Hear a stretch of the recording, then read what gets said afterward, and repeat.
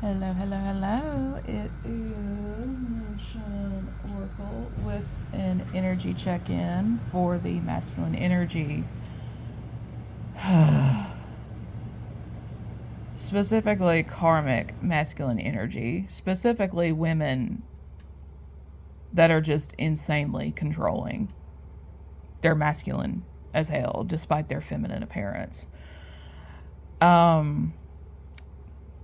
Somebody here just keeps trying to attach this energy of loneliness, depression, and stuff like that. This woman has a Capricorn moon. I'm wanting to say she has a Capricorn moon. And this is just getting incredibly annoying because if something was truly meant to be, something would have worked out by now. If something was part of divine design, it would have flowed beautifully together. But the thing is, it did not. When people are not meant to have a certain thing, they like to turn to the woo in the craft, and that's the name of getting it. Somebody here could very much be German, or German descent, or Austrian, either one. Or somebody's German, Austrian bloodline is up your ass at the moment because I don't know. I'm fourth generation American through my my maternal grandfather and his line, his dad's line, immigrated from Austria in the late 1800s. So when you bring the technicalities into play, that makes me fourth generation. Everybody else in my family has been here since the 16s and 1700s and so on down that line. And then there's my Aboriginal heritage as well. But somebody has really invoked the wrath. So somebody here just has invoked the wrath of someone's bloodline that does not typically rise up on their behalf. They're not exactly the best ones, but at the same time, family is family, and you just don't mess with certain things when it comes to Jesus. Somebody here could be doing a shit ton of throat chakra magic. If they know you have like a problem with stuttering like I do, like I was born with this stuttering issue. Like it's just, there's nothing that can be done about it. Like I was just born with it. I've had it my whole life. Don't ask me why. There's not a medical diagnosis for it. There's not a pill you can take. You're just fucking stuck with it.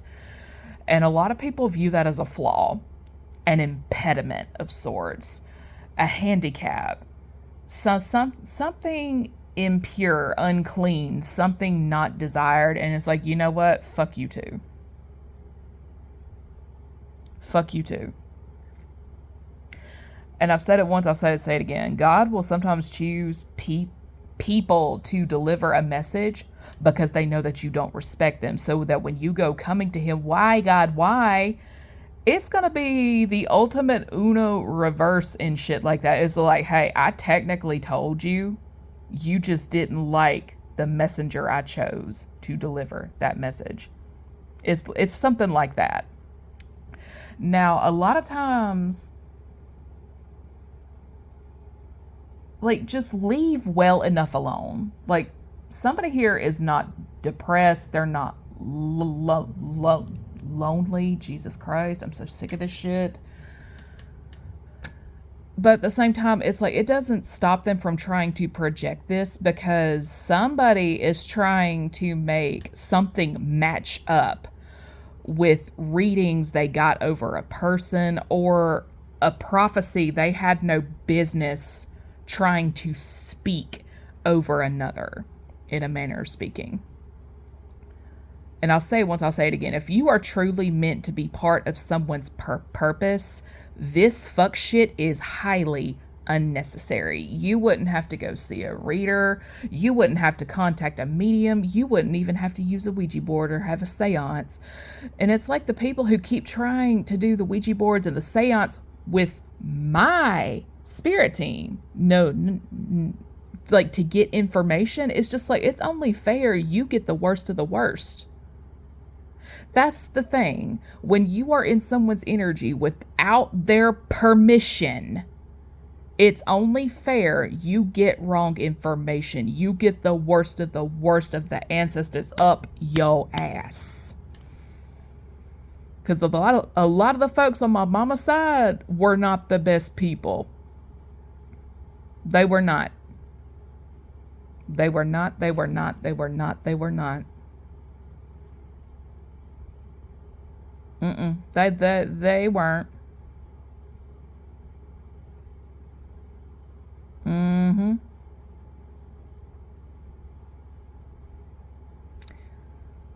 Let's just say a lot of the men on my mother's side of the family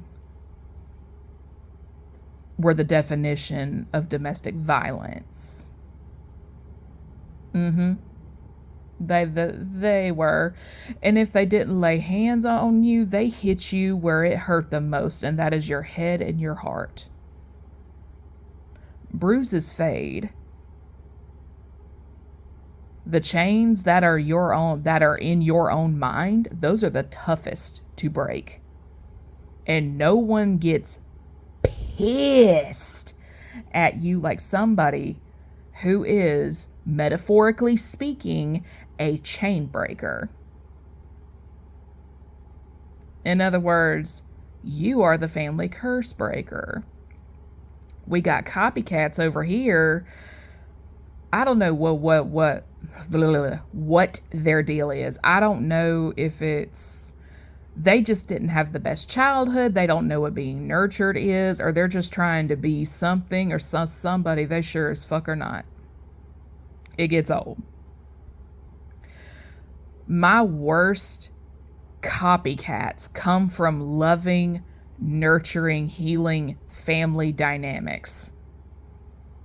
And then they look at me and they start trying to mimic everything I'm doing and all that shit. And it's like, oh, you asking for it. You are asking for it. Because no credible mental health professional that is licensed to practice is going to encourage relationships and connections that are not healthy for you mentally or emotionally.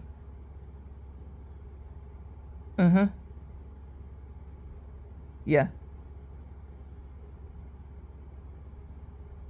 I said what I said. Now, the thing is, there's nothing wrong with educating yourself according to psychology, sociology, and stuff like that. There's nothing wrong with that, but it doesn't give you a license to practice.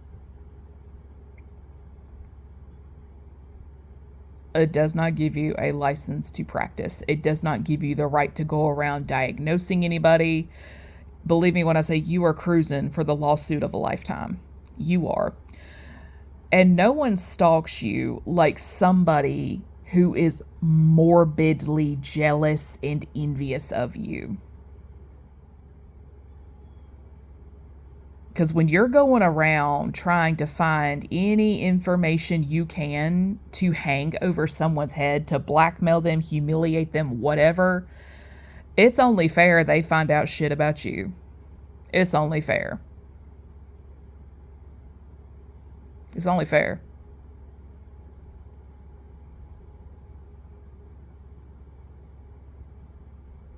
It's only fair. Because I've got one copycat on the left that kind of like had the definition of loving parents, and then I have copycat on the right who did not have the best childhood emotionally. She was raised by members of her family and viewed as like a charity case and stuff like that. But what she didn't know is I am viewed as a charity case by certain folks on my mom's end of the family, because I was raised by my maternal grandparents and stuff like that. My dad handed me over, my sister and I over to my grandparents when I was in the first grade because they could provide what he couldn't find financially. In his head, at the time, he was doing what he felt was best. Now, the thing is, the papers in terms of custody and stuff like that, those were never signed. So my dad could have come in through the door any given time and said, I want my kids back. And by law, my grandparents would have had to have handed us over, but dad never did any of that because grandparents were paying for my education and stuff like that.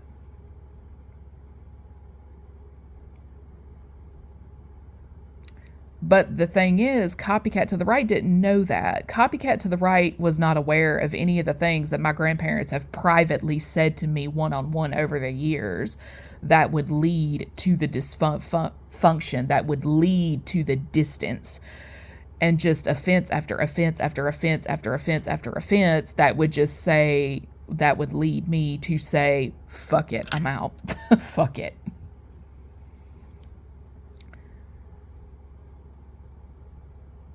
And the thing is, I never publicly spoke on a lot of things until recently. It's the art of saying everything without telling them everything. There's certain things that I will take to the fucking grave, and there's no amount of gaslighting and guilt tripping that is ever going to make me share that part of the story. And to be frank, it's nobody's fucking business. When you sit and think about it, there's a lot of shit that is genuinely nobody's business. Why is who, like, for example, take me. Why is who I end up in a relationship with that leads to marriage and children, how and why is that your business? Why and how is that your business?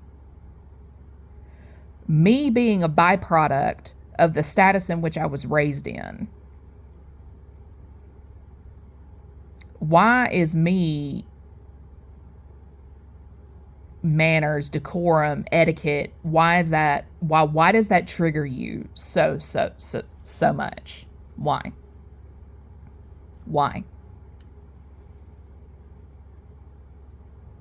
Why does me staying in my lane, minding my business, bother you so much? And the reason is because they don't know my business. Society is predominantly extroverted versus introverted. So we've got extroverted copycats with severe pick-me syndrome, mad because they don't know my every move.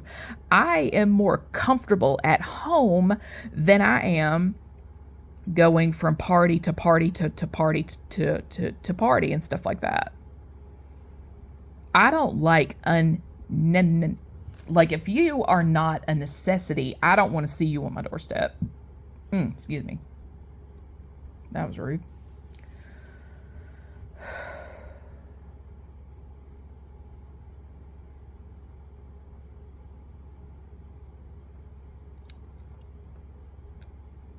Again, this is like women in masculine energy. They're cracking at the seams because they don't know someone's every move. They don't know someone's beeswax. They've been banished out of someone's energy and stuff like that. And it's like, okay. Jezebel about to get kicked out the window and get eaten by the dogs. Like, I don't care. I don't care. I don't care. Jezebel was a hoe. Jezebel was a control freak, and so on down that line. If somebody can just stand up and kick her ass out the window, that'd be great, because I'm tired of her. And that's another thing that sets a lot of folks off. Karmic women, Jesus Christ, are some of the biggest hoes I've ever met. You want to get your freak on, that's you and your beeswax, but I'm going to tell you this here and now, not everybody gets down like that.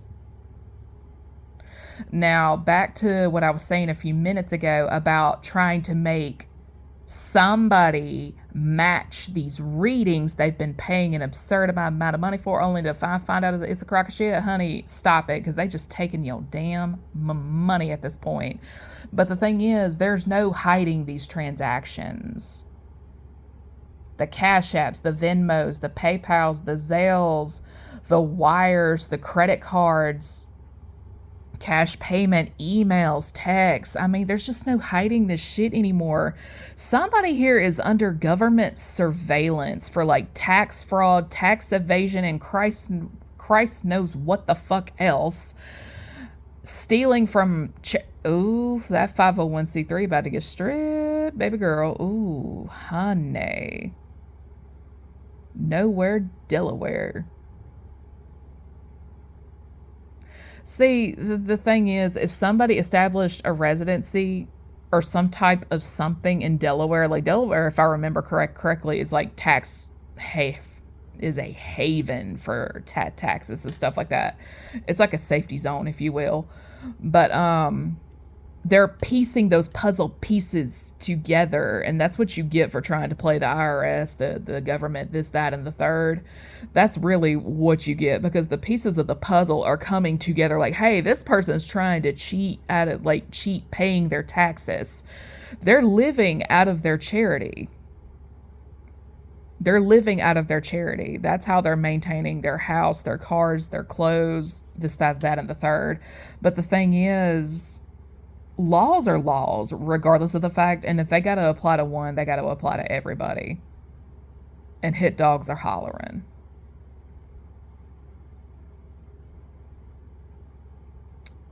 Somebody has like a 501c3 status, but the money just isn't going to where it should. And I'm going to leave it at that, because I'm going to tell you this here and now. If I see how you pass away, it means you a whole ass enemy. But the funny thing is the reason they get mad at me is because they know I know this shit and so on down that line, and they're trying to avoid prophecy from playing out. But you know what? Prophecy is prophecy.